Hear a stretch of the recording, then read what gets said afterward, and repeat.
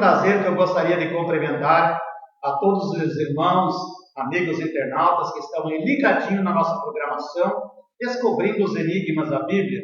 Estamos na segunda série desse programa e é uma alegria poder contar com os internautas aí que estão aí mandando seus recados, suas perguntas através do Facebook, do Twitter.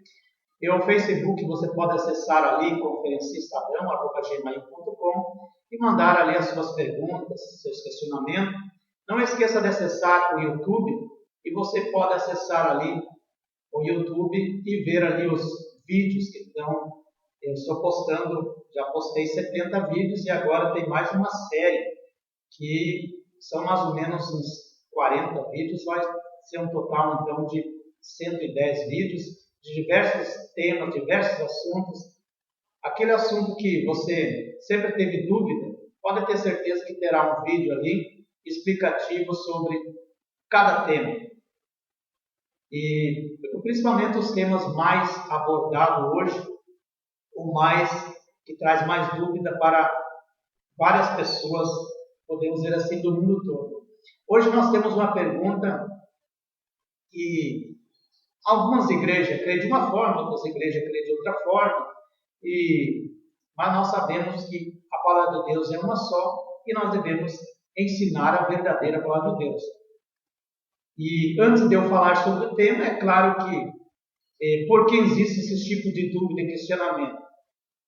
É que numa igreja onde tem diversos membros, nem todas as cabeças, os pensamentos são iguais. Um crê de uma forma, outro crê de outra forma. Às vezes o mesmo assunto alguém leu e entendeu diferente. Por isso que tem essas questões de vários ministérios, várias igrejas que hoje consideradas como seita que pregam heresia. Porque a partir do momento que a gente ensina a palavra de Deus e outro distorce a ser diferente, ele está pregando heresia. E a pergunta hoje é então: o que devo fazer para ser salvo? O que devo fazer para ser salvo? Todas as pessoas que não servem a Jesus, se fizessem uma pergunta como essa, por exemplo, você já ouviu falar de Jesus? Se a gente fizesse a pergunta para ele, você já ouviu falar de Jesus? Será o que essa pessoa responderia? Quem sabe a maioria diria assim: Jesus é filho de José, filho de Maria. Outros diriam assim: Jesus é o Filho de Deus. É importante nós entender que não somente nos nossos dias, mas até no tempo de Jesus, já existia pessoas que seguiam até inclusive a Jesus, mas que não sabiam quem era Jesus de verdade. Por isso que lá no livro de Mateus, no capítulo de 16, verso 13 a 16, Jesus também fez uma pergunta. Dessa forma, as pessoas, inclusive os discípulos, o próprio Jesus fez essa pergunta assim: quem diz os homens ser o Filho do Homem? Ou seja, o que as pessoas estão dizendo aí fora que eu sou? Eles disseram, um deles disseram, eles dizem que é João Batista. Outros dizem que você é Elias. Outros até dizem que você é Jeremias ou um dos profetas. E aí Jesus disse assim: e vós, o que vocês dizem que eu sou? Seria a mesma coisa que você perguntar para alguém que está contigo, um colega teu, e você perguntar para ele: o que as pessoas da sociedade estão falando de mim aí? Assim, o que eles estão dizendo de mim? O que eles acham de minha pessoa? Aí talvez alguém vai dizer: olha, uns dizem que você é um pouco durão, outros dizem que você é uma pessoa gananciosa, outros dizem que você é uma pessoa trabalhadora, honesto. E aí você diz: e você, o que diz de mim? Aí será o que essa pessoa vai dizer de você? Quem sabe poderá dizer: por estar na tua frente, vai dizer: você é uma pessoa boa. Para mim, você é uma excelente pessoa. E Jesus fez essa pergunta para os discípulos: e vocês que estão seguindo, que estão junto comigo, o que vocês dizem que eu sou? O que eu sou para vocês? Aí Simão Pedro, o apóstolo Pedro, disse: tu és o Cristo, o Filho do Deus vivo. Você é o nosso Salvador. Eu faço também essa mesma pergunta a você hoje. Quem diz ser o Filho do Homem? O que Jesus é para você? O que Jesus representa para você? O que Ele representa na tua vida? O que Ele representa para a tua família? Para você entender o plano de Deus na tua vida, primeiramente você tem que crer que Ele é o teu Salvador. Primeiramente, você tem que saber o que Ele representa para você. Só saber que Jesus existe e que o Filho de Deus existe não é o suficiente para ser salvo. Porque saber que Jesus existe, tem um monte de seitas aí que sabem que Jesus existe, mas infelizmente muitas pessoas não servem a Jesus como deveriam ser. Tem pessoas que conhecem Jesus, mas não andam com Jesus. Tem pessoas que dizem ser crente, mas nega Jesus. Tem pessoas que dizem ser cristão, que querem subir ao céu, mas quando encontra alguém na rua, passa de largo e nem olha, e nem diz oi, nem diz a paz do Senhor. Nem diz bom dia, nem boa tarde, porque sem vergonha do Evangelho de Jesus, sem vergonha de dizer que é crente. Muitos vão para a igreja, nem a Bíblia carrega debaixo do braço ou nas mãos, porque tem vergonha de dizer que é cristão.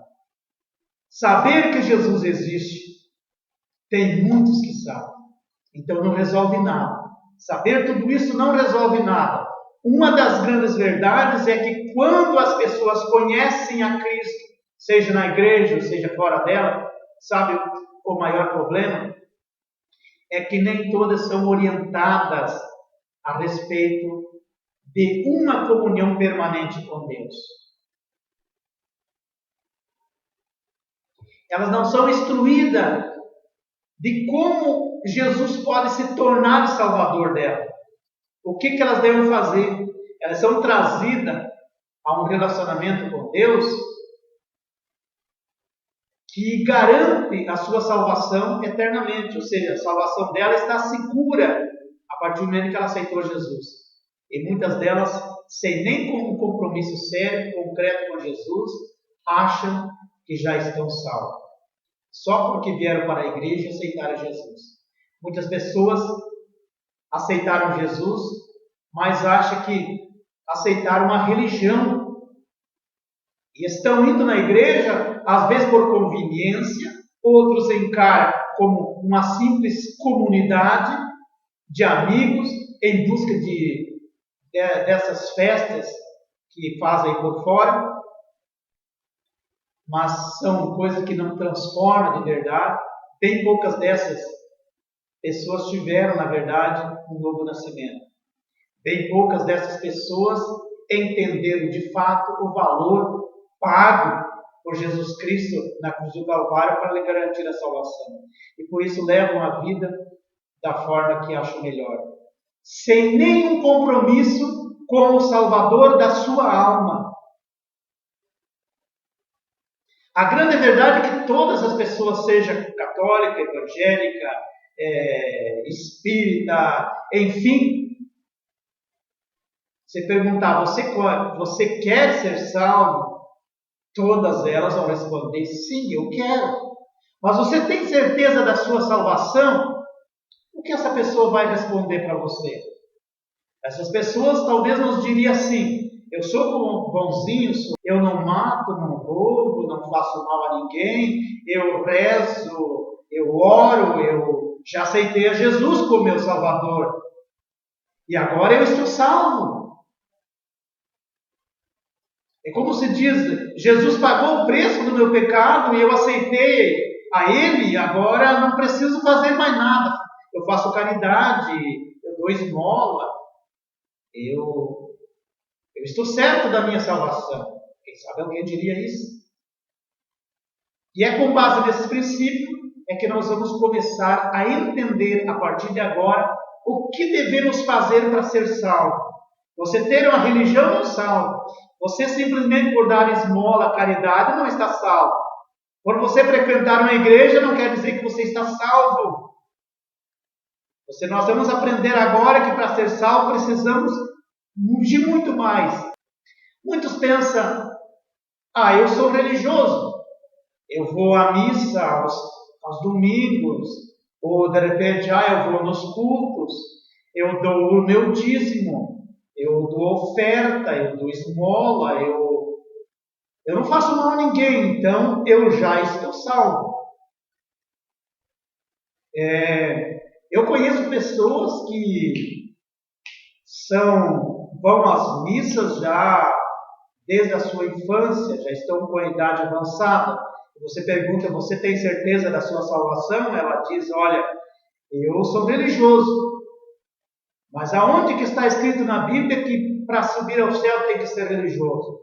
Para subir ao céu você tem que ser, primeiramente, temente a Deus. Depois você tem que ter um caráter transformado, uma vida transformada. O teu agir, o teu proceder, o teu falar, o teu andar, o seu testemunho tem que condizer com aquilo que você prega, com aquilo que você ouviu, com aquilo que a Bíblia diz. Então nós vamos ver por dentro da palavra de Deus o que precisamos fazer para ter certeza da nossa salvação. Todos nós queremos um dia ir ao céu, mas para chegar ao céu só tem um caminho, e esse caminho é Jesus Cristo. Lá no Evangelho de São João, o próprio Jesus disse, no capítulo de número 14, versículo 6. Versículo conhecido que talvez até pessoas que não frequentam a igreja já ouviram falar. Talvez em algum culto evangelístico, algo parecido. A Bíblia diz assim, até inclusive uma pergunta que os discípulos fizeram a Jesus, Senhor, porque Jesus tinha falado que ia morrer, ia cumprir seu ministério, ou seja, sua missão na terra, já tinha chegado a hora que ele deveria morrer, porque foi para isso que ele veio, morrer pelo pecado da humanidade. E aí os discípulos disseram para ele, para onde você vai? Como nós vamos saber o caminho? Então Jesus disse assim, eu sou o caminho, capítulo 14, versículo 6. Eu sou o caminho, a verdade e a vida, e ninguém vai ao Pai a não ser por mim. Jesus está dizendo, ninguém vai chegar ao céu se não for através da minha pessoa. Vocês, para chegar ao céu, vocês vão ter que me aceitar como Salvador e seguir as minhas regras, os meus mandamentos. Aquele que guarda os meus mandamentos, esse é o que me ama. E o que me ama será amado do meu Pai. E meu Pai o amará. E nós iremos a Ele e faremos nele morada. Está falando dele, da pessoa do Espírito Santo. Então nós vivemos em dias em que muitos tentam construir caminho para chegar ao céu. Mas por mais bonito que seja o caminho dessa pessoa, só existe um caminho para subir ao céu. É o caminho do céu, continua sendo o de Jesus. O céu existe, o céu é real. Agora, nem todo caminho chegará ao céu. Não é por caminho que o homem construiu que chegará ao céu. É pelo caminho que Jesus determinou. Esse caminho, ele já está feito, ele já está traçado. É o caminho que Jesus disse, aquele que se quiser chegar após mim, ou vir até mim, tem que tomar a sua cruz e seguir-me. O caminho que chegará a mim não é um caminho largo, é um caminho estreito. Você, para chegar a mim, você não pode vir com toda a bagagem que você tinha lá no mundo. O caminho é estreito, você vai passar por lugares apertados. A tua bagagem não vai conseguir passar por esse vão dessas pedras, muitas das vezes, que você tem que passar no caminho. É um caminho apertado. Você não vai conseguir passar por ele com um peso nas costas, porque muitas das vezes você tem que subir morro, muitas das vezes você tem que descer morro, muitas das vezes você tem que ultrapassar muralhas, pular ribanceira. Então toda a bagagem você tem que deixar, você tem que vir livre, você tem que esquecer as coisas do mundo. Tanto que a Bíblia diz, aquele que ama o mundo o amor não está, o meu amor não está nele. Quem ama o mundo está amando as coisas daqui porque quer ficar aqui, mas aquele que quer seguir o meu caminho, ele vai ter que renunciar às coisas do mundo, renunciar os jogos, as bebedeiras, as festas de orgias, tem que abandonar tudo aquilo que impede você de se tornar um bom cristão. Muitos dizem, eu confio nos santos, eu confio em Maria, que intercede por mim, eu confio nos santos, que eu sou devoto, e estão intercedendo por mim. Mas eu quero dizer uma coisa, meu amigo, com toda clareza. Para começo de conversa, nem Maria, nem santo algum intercedem por ninguém. Esse foi e continua sendo um ensinamento errado da Igreja Católica. Maria é a mãe de Jesus, sim, mas não tem o direito de interceder por ninguém. Não existe nenhuma passagem na Bíblia que fale sobre Maria ou qualquer outro santo que está intercedendo pela humanidade. Alguns católicos até usam o texto de João 2:5, quando Jesus estava naquela festa na Canaã da Galileia, e faltando vinho, então em João capítulo 2, verso 3 a 5, faltou vinho. Então, faltando vinho, a mãe de Jesus disse, não tem vinho. Disse-lhe Jesus, mulher, que tenho contigo? Ainda não é chegada a minha hora. O versículo 5 diz, sua mãe disse aos serventes, fazei tudo o quanto ele disser. Quando Maria disse a Jesus, acabou o vinho, dá a entender que ela por instante esqueceu que seu filho era o Filho de Deus, ou não conhecia o poder de Jesus. Mas ele mesmo, com o corpo humano, ele tinha duas naturezas. Ele tinha a natureza humana e ele tinha a natureza divina. Como humano, ele não sabia, mas como divino, ele sabia. Por isso, ele repreendeu Maria dizendo, que tenho eu contigo? Jesus já sabia, como divino, que tinha faltado vinho. Ele era e é onisciente. Antes de Maria chegar a ele e dizer, acabou o vinho, ele já sabia que tinha acabado. Como humano ele não sabia, mas como Deus ele já sabia. Depois Maria disse, fazei tudo o que ele disser. Os serventes estavam sob a ordenança dela. Ela sabia que Jesus era o Filho de Deus, foi o anjo que anunciou a ela.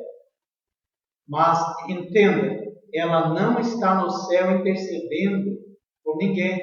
A Bíblia é muito clara, queridos amigos e irmãos, talvez te surpreenda o que eu vou falar, mas a Bíblia é muito clara quando diz que os que morreram, os que morrem agora em Cristo, ou seja, salvos, eles estão aguardando o arrebatamento para ressuscitarem e estarem para sempre com o Senhor. Hoje, nem Maria e os apóstolos estão com Jesus. A Bíblia diz, no livro de 1 Tessalonicenses 4, 16 e 17, que o mesmo Senhor descerá do céu, com alarido e com voz de arcanjo e com a trombeta de Deus. E os mortos que morrerem em Cristo ressuscitarão primeiro. Depois nós, os que estivermos vivos, seremos arrebatados para encontrar o Senhor nos ares. E assim estaremos para sempre com o Senhor. Então, quando Jesus voltar a arrebatar a igreja, essas pessoas que morreram salvos vão ressuscitar no corpo glorioso.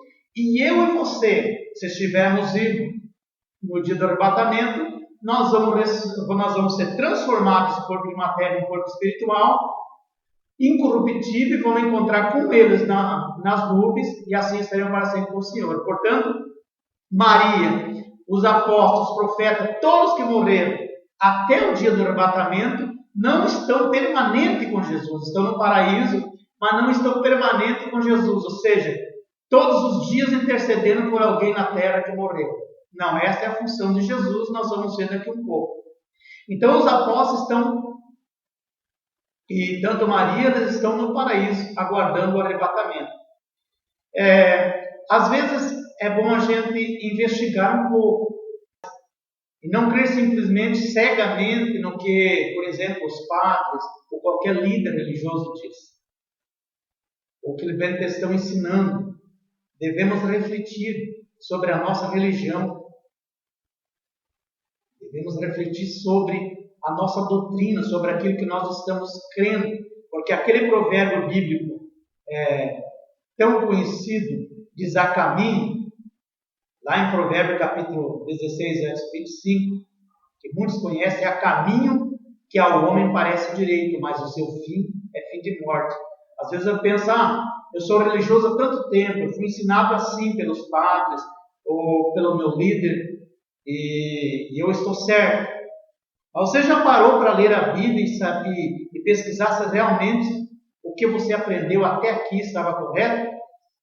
A melhor maneira de você descobrir não é o que você ouviu de alguém que é o certo, é você pesquisar na fonte para saber se realmente é aquilo. Eles dizem que a Maria está no céu intercedendo, mas não há passagem bíblica que comprove isso. E nem o santo intercede por ninguém.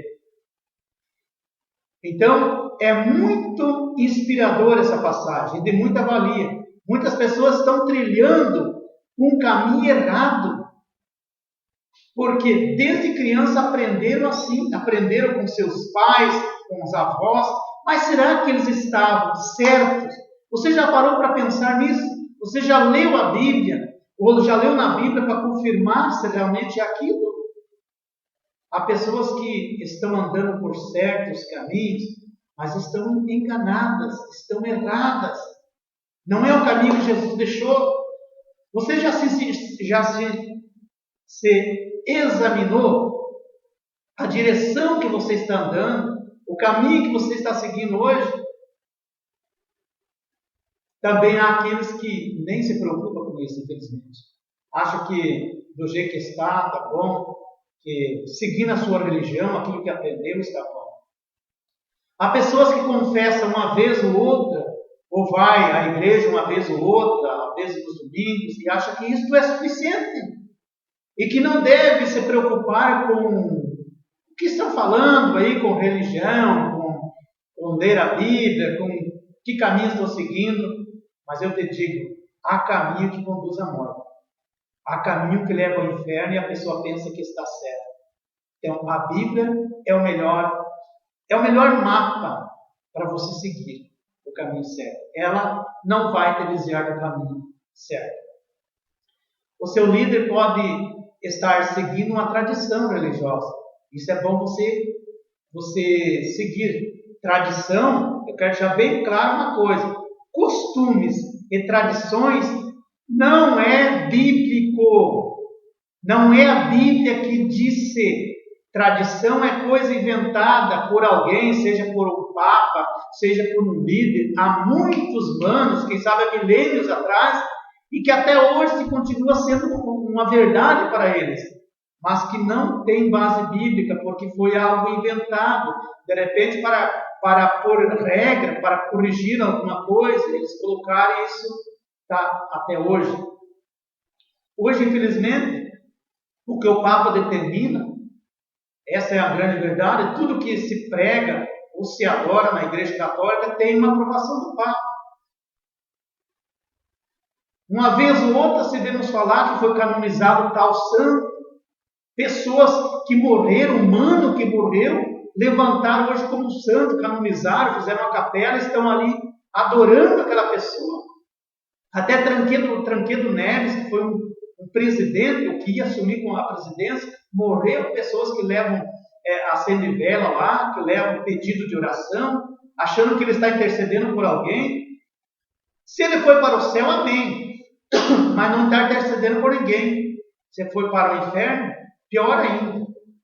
Então, somente há um que intercede, é Jesus Cristo, nós vamos ver depois. Então, quem faz esse tipo de coisa, adorar a ídolo, ou canonizar santo, é uma tradição religiosa da Igreja Católica. já desde o 3º e 4º século, depois de Cristo. Cada um de nós, queridos e amados irmãos e ouvintes, tem que saber para onde estamos marchando, em que direção estamos indo. Nós nunca devemos confiar cegamente o destino da nossa alma a outra pessoa, a uma religião, a um pastor, a um padre, a um líder, seja o que for. Daremos conta um dia da nossa alma, é nós que vamos dar conta. Agora, eu vou dizer uma coisa, você que é um líder, seja padre, seja quem for, você que é um líder que está ensinando as tuas ovelhas erradas, a Bíblia diz que dará conta. Hebreus 13:17 diz que os líderes religiosos que conduzem a sua igreja à perdição dará conta naquele dia.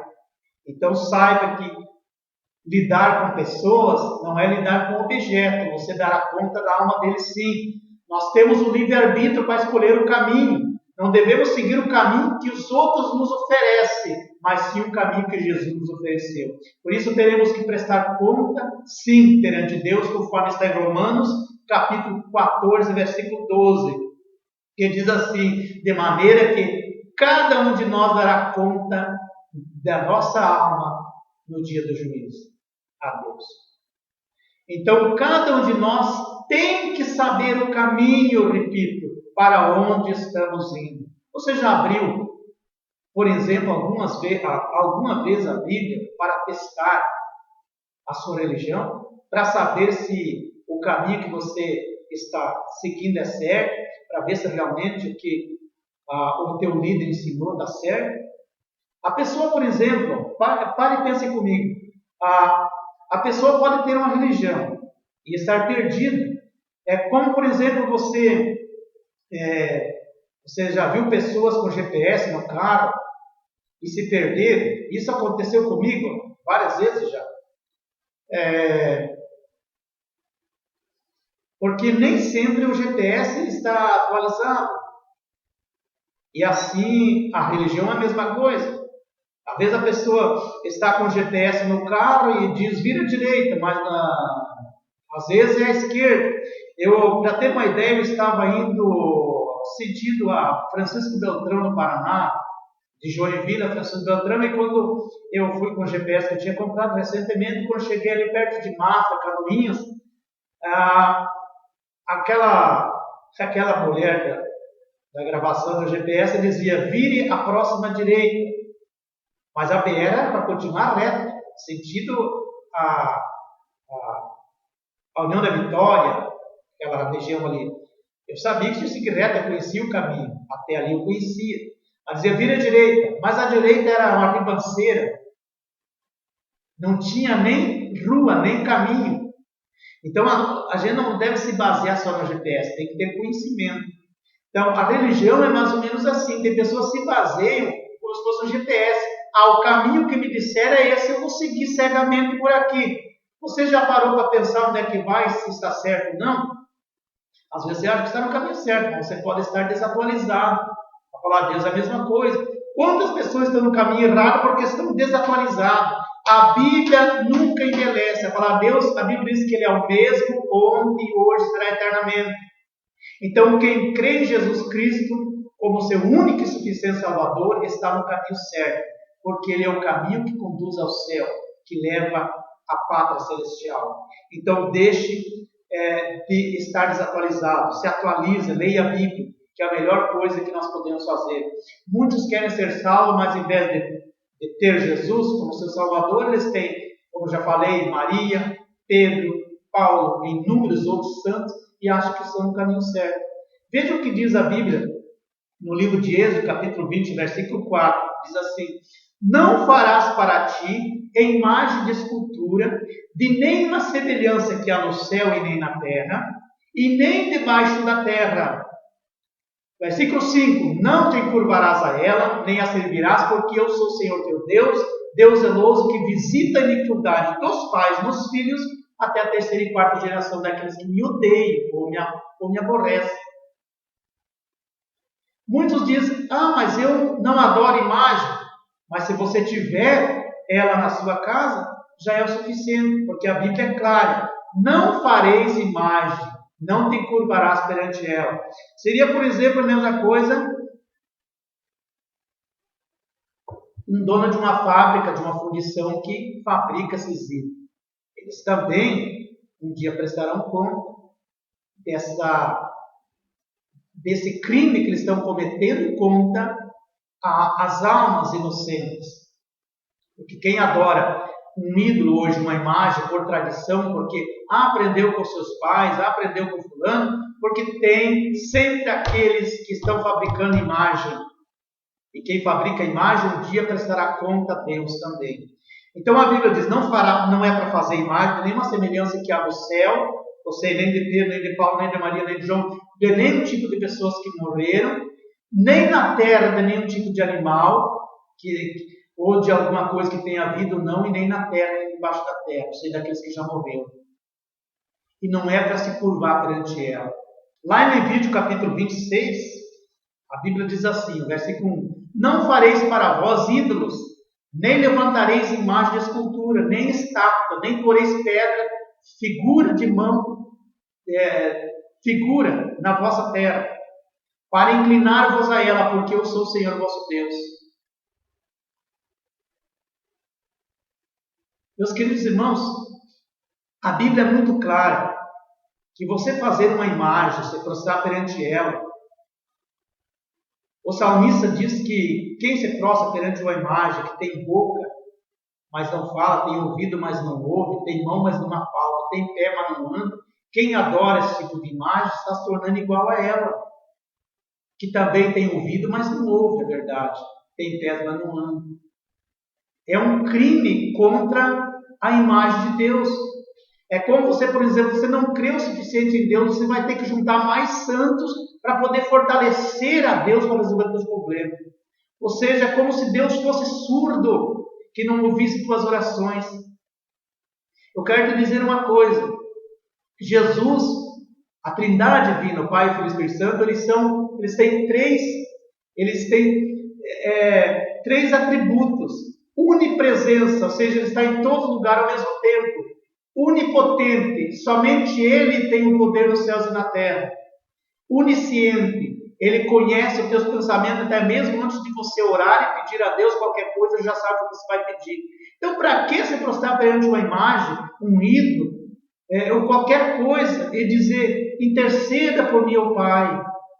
Se a Bíblia diz que Jesus é o único mediador entre Deus e os homens, Ele é o único que está intercedendo por nós. Não é Pedro, não é Paulo, nem Maria, nem João. Isso é uma mentira. Isso aí é uma heresia.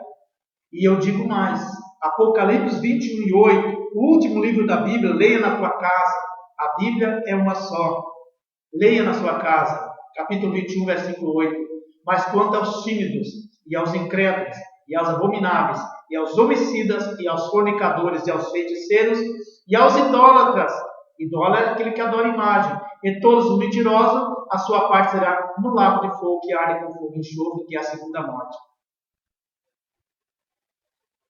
Para quem não sabe o que é idolatria, resumindo tudo, não é nada mais que você tirar os atributos de Deus. Idolatria é você colocar um outro Deus na sua vida além de Deus. É você ter, para chegar a Deus, um intermediário. É você adorar uma criatura feita com mãos de homens, ao invés de adorar o Criador. Agora eu pergunto a você, você está no caminho certo ou certo?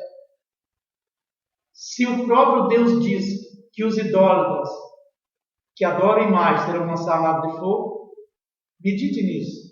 Existe muito religioso que, como eu falei, acham que a salvação é muito simples, basta crer em Jesus e já está salvo. Outro diz, eu sou religioso, eu acredito em Deus. Há uma grande diferença entre acreditar em Deus e ter certeza que está fazendo a coisa certa. Então, para concluir essa mensagem, eu quero dizer mais uma vez que para sermos salvos, temos que ter certeza que estamos no caminho certo. Você tem certeza? E essa salvação dura para sempre. Não basta ouvir a palavra de Deus, não basta ser religioso, é preciso saber se a tua religião está te ensinando a verdade. Porque para ser salvo não é simplesmente frequentar uma igreja, é preciso abrir o coração. É preciso abrir o coração para Deus, ter somente Ele como seu Senhor, suportar a angústia, as aflições, as agruras dessa vida. Você tem que deixar os maus hábitos, os maus costumes, se livrar da idolatria, ter uma mente transformada de verdade, um coração transformado somente pela palavra de Deus, para que venha frutificar em você e você venha dar bom fruto. Para finalizar, o meu apelo final é: abra seu coração para a palavra de Deus. Verdadeiramente deixe Deus transformar a sua vida. Diga a partir de hoje: eu mesmo vou examinar a palavra de Deus. Chega de fazer o que os outros dizem que eu devo fazer. A partir de hoje eu vou começar a ler a Bíblia. A Bíblia, meus irmãos e queridos amigos, é o manual do cristão para chegar no céu.